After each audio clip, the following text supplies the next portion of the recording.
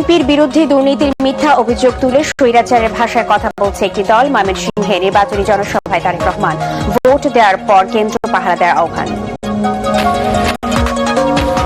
নির্বাচনী দুর্নীতির বিরুদ্ধে লাল কার্ড দেখাবে জনগণ। যশোর ও সাতক্ষীরার জনসভায় ডাক্তার শফিকুর রহমান গণ অভ্যুত্থানের আকাঙ্ক্ষা বাস্তবায়নে দাঁড়িপাল্লায় ভোট দেওয়ার আহ্বান। শেখ হাসিনার 17 বছর এবং আরেকটি দলের 17 মাসের ফ্যাসিবাদী আচরণ রেখেছে জনগণ। আসিফ মাহমুদ বর্তমান শাসন ব্যবস্থায় ফ্যাসিবাদের উত্থানের আশঙ্কা আলিরিয়াজ।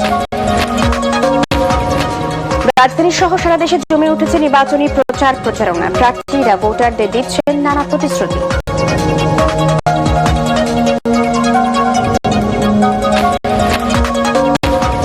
নতুন পে স্কেল অন্তর্বর্তী সরকার বাস্তবায়ন করবে না জ্বালানি উপদেষ্টা। আন্দোলন বন্ধ করতে বেতন বাড়ানোর সুপারিশ।